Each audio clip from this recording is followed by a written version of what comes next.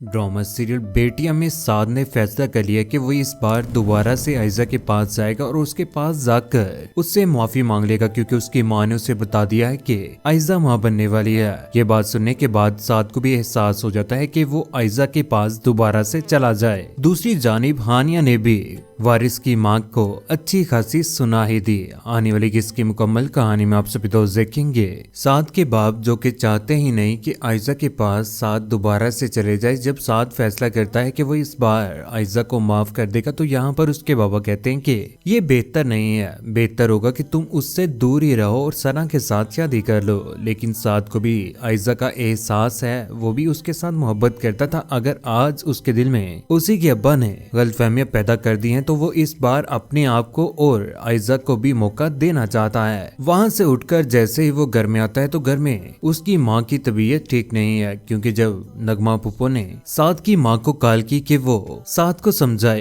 क्योंकि आयजा ही नहीं बल्कि आयजा की आने वाली औलाद भी इस परेशानी में मुब्तला हो सकती है। ये बात सुनने के बाद साद की माँ परेशान हो जाती है और उसकी तबीयत भी ठीक नहीं होती और बेड के ऊपर सो जाती है। जैसे ही साद उनके कमरे की तरफ आता है तो अपनी माँ को बेड के ऊपर लेटा देखकर परेशान हो जाता है। डोर खोलकर अंदर आ जाता है और भागा अपनी माँ को पूछता है कि अम्मी जान आपको क्या हुआ है। यहाँ पर उसकी माँ साद के साथ अच्छे तरीके से बात भी नहीं करती। साद की माँ साद को अपने पास देखकर कहती है कि तुम यहाँ पर क्यों आए हो, चले जाओ अपने बाप के घर में, यहाँ पर आने का तुम्हें कोई भी हक नहीं है। मोम क्या हुआ है आपको, तबीयत ठीक है आपकी, क्या हुआ है आपको, क्यों कर रही हैं ऐसे आप, जो तुम कर रहे हो क्या वो दुरुस्त है आयजा के साथ और उसकी आने वाली औलाद के साथ। ये बात सुनने के बाद साद बहुत ज्यादा हैरान रह जाता है और उसे भी समझ आ जाती है कि आयजा माँ बनने वाली है, जिसके बाद आखिरकार साद के दिल में भी मोहब्बत पैदा हो ही जाएगी आयजा को लेकर, क्योंकि कोई भी बाप अपनी औलाद से दूर रह ही नहीं सकता। और वो फैसला कर लेगा कि वो बहुत जल्द जाकर आयजा से माफी भी मांगेगा और उनके घर वालों से भी, और आयजा को दोबारा से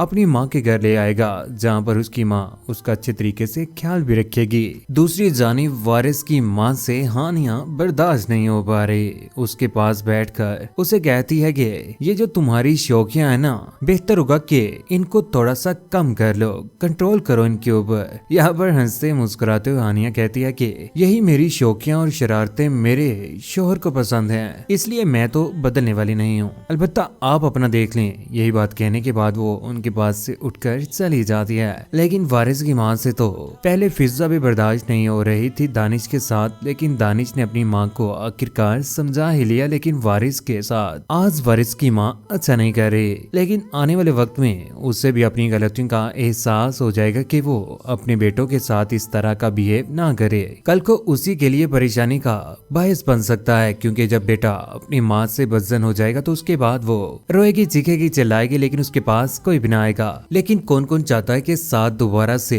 आयजा को घर में वापस ले आए, और वारिस की माँ का क्या अंजाम होना चाहिए, और साद के बाप का भी जो चाहता ही नहीं कि आयजा के पास साद दोबारा चले जाए। अपनी कीमती राय के साथ नीचे कमेंट सेक्शन में जरूर कीजिएगा। चैनल को सब्सक्राइब करने के बाद बेल का बटन जरूर दबाइएगा। अपना ख्याल रखिएगा, दुआ में याद रखिएगा। अल्लाह हाफिज।